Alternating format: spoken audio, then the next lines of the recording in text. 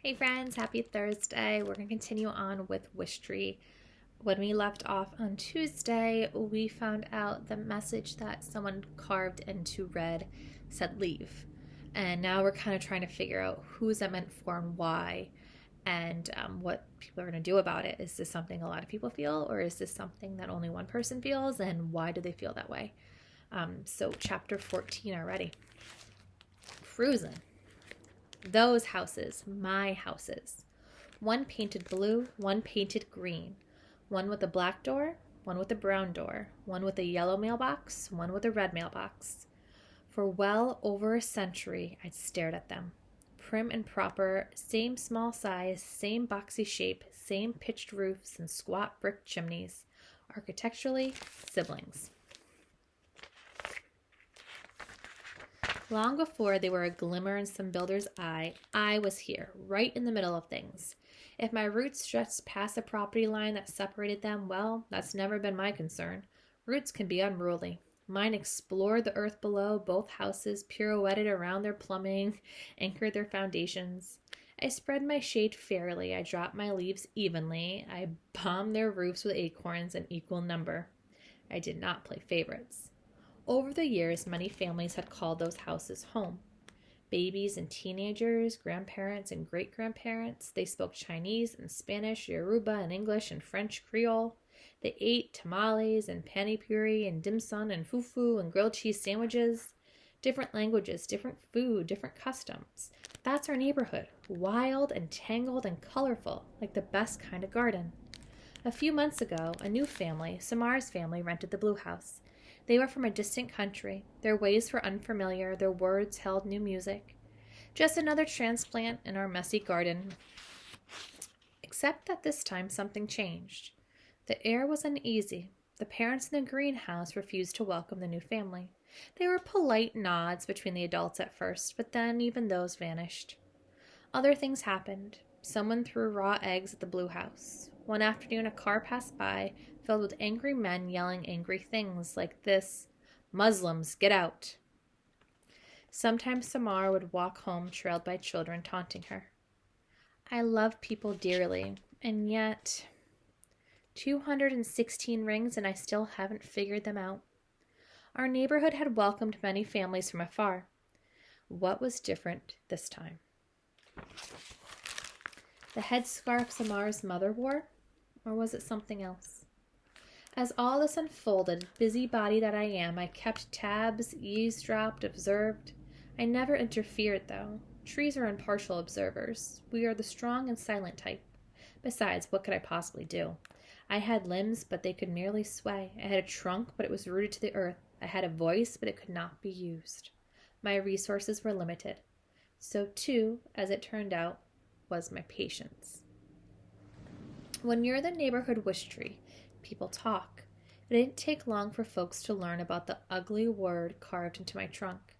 People stopped to stare. They gathered in little groups. They grimaced and shook their heads and murmured. By lunchtime, the police had arrived. I am not, as it happens, a stranger to law enforcement. A pair of calico kittens resided across the street.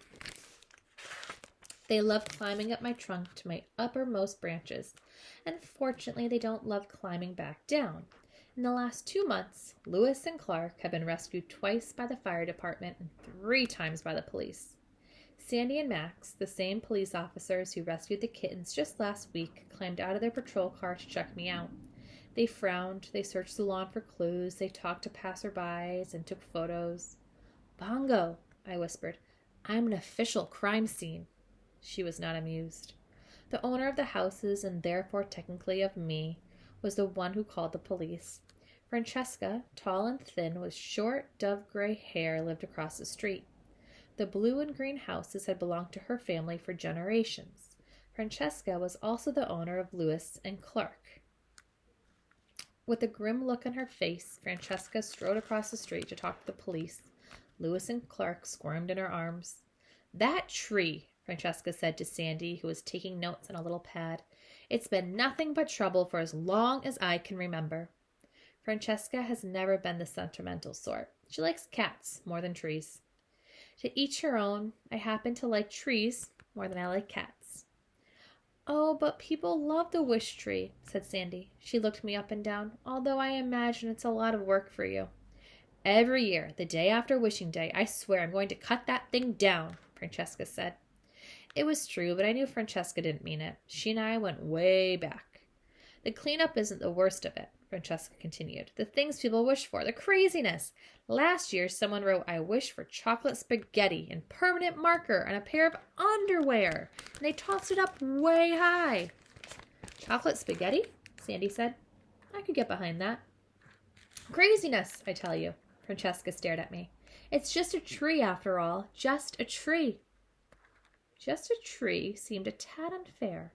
But Francesca looked tired and angry, so I tried not to make it personal. Sandy closed her notebook. People believe what they want to believe about trees. She stared at the newly carved word. About people, too. What now? Francesca asked. Don't know, Sandy said. The tree belongs to you, not the new family, and you've been here forever. Francesca smiled sadly. Suppose it could be me they're hoping that will leave. They watched Max place a circle of yellow crime scene tape near my trunk using metal stakes. Don't think so, Francesca, Sandy said. Max joined them. He stroked the kittens who purred loudly. One problem, in terms of prosecuting anyone, he said, is the history of this tree. It's almost May, when people leave their wishes or whatever. It's hard to say for sure this isn't part of the whole, tradition thing, he shrugged. That's assuming we figure out who did this, mind you. People are supposed to make their wishes on a rag or piece of paper, not carve it into the trunk, Francesca said. That's why, back in Ireland, they called these raggy trees. Nowadays, a lot of people just tie a tag around a branch and write their nutty wishes. She shrugged. In any case, leave is not a wish. It's a threat. It certainly is, Max agreed. Francesca nodded at the cracked and buckled sidewalks leading to both houses. Tell you one thing, Wishtree or not, this oak is destroying the walkways, messing with the plumbing too. The roots go on forever. She shook her head. Maybe it really is time to cut it down. No more leaves to rake, no more wishing day mess, no more of this unkindness. Louis leapt from Francesca's grasp and dashed for my trunk. Sandy tackled him just in time. We'll finish up our investigation in a day or two. Be out of your hair, Max said.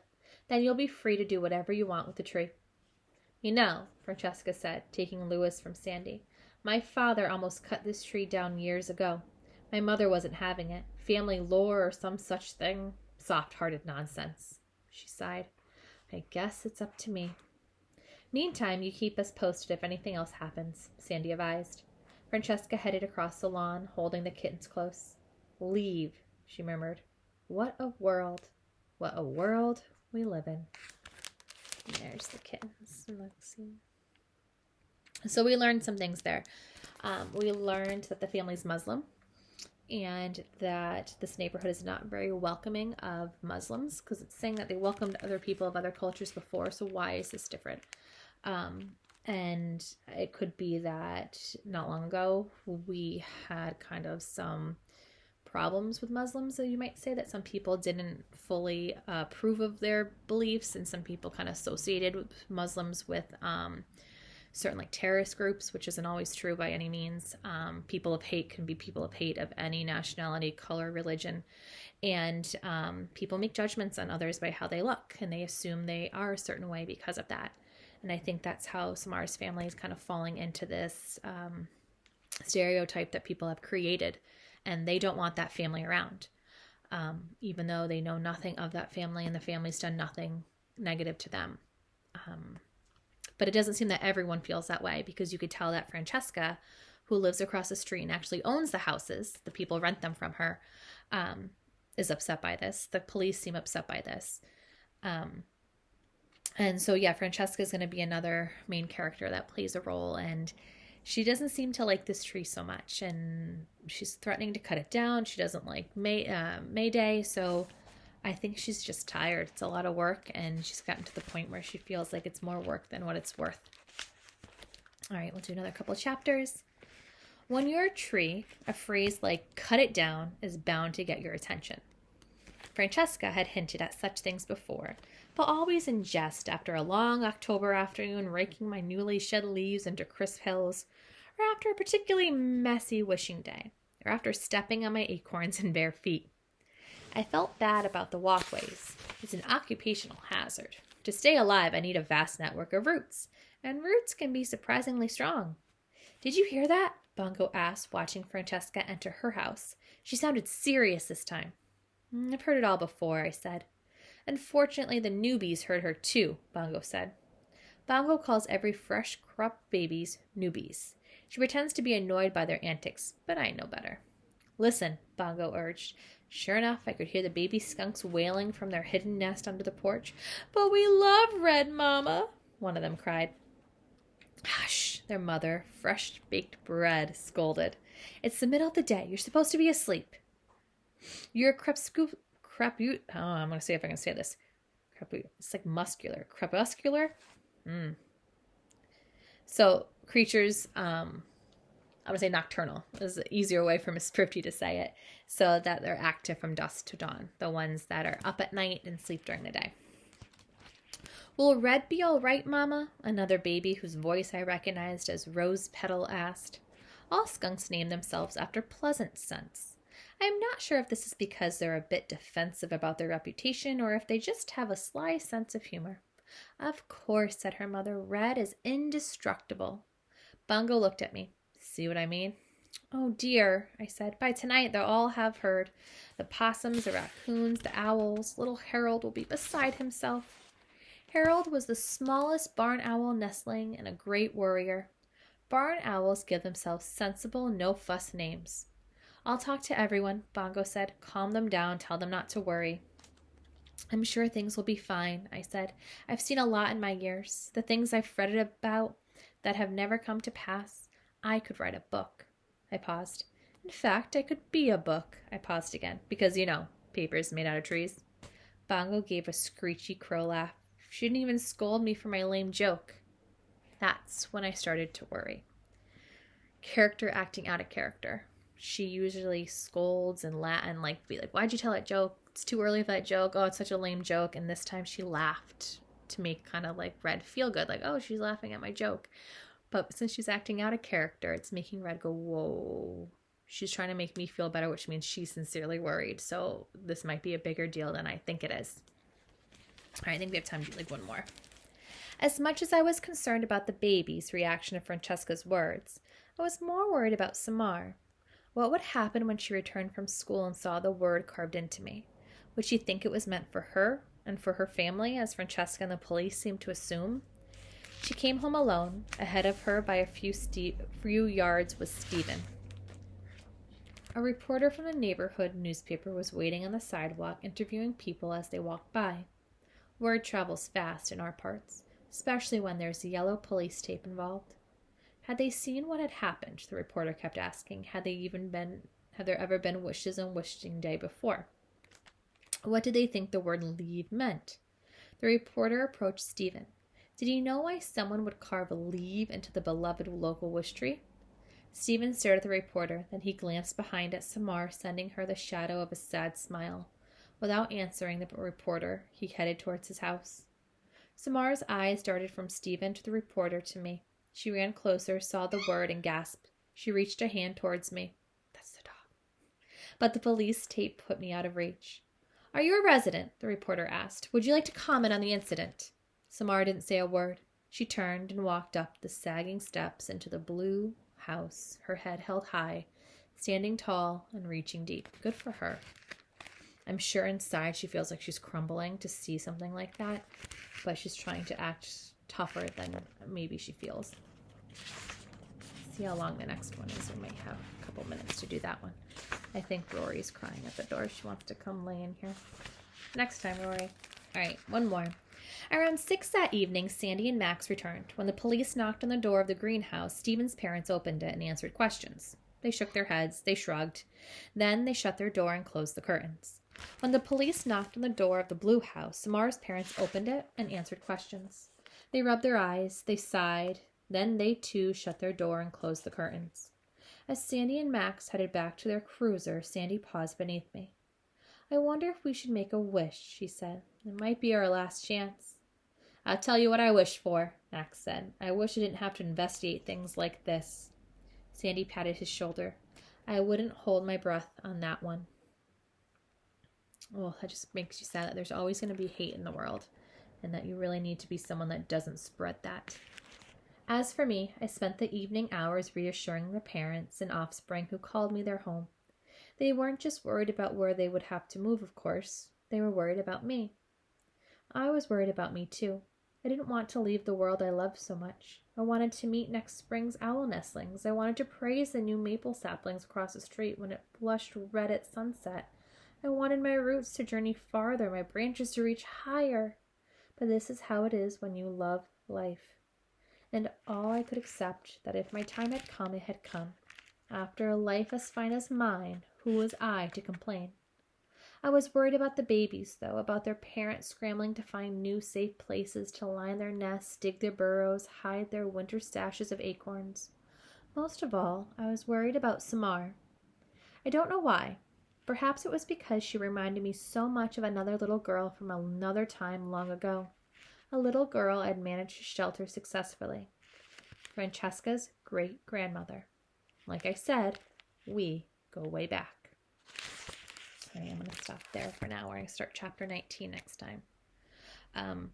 So we're going to continue looking on, kind of trying to think of like all our components, the traits, the change, the motivation behind that, like writing leaves. Someone really is nasty. And then the whole relationship with Steven and Samar, like you could tell he like wants to be her friend. He's kind of like does that like meek little like you might do like in the hallway if you see someone that you're not friends with but like you're friendly with. The idea that he feels bad for her, but I wonder what's keeping him, like they're neighbors, they like live right next to each other, they could walk to school together, from being friends. Maybe he feels pressured by other people, maybe he's just too shy himself. I don't know, but I really wish that she could get some support because she probably needs a few good friends right now to feel better about what happened. So hopefully that relationship kind of blossoms into something. And I really like the relationship between Bongo and Red, and just like a bird and a tree, and like their dependency on each other and their love for each other. I think it's fun to think about, like if it was true, like if they could talk, how it would be. So we'll finish up some tomorrow, and then you'll have a nice weekend, and I will see you next week. So we have one more day, and then hopefully I'll be back and able to read this in person. So have a nice night. I will see you guys soon. Bye.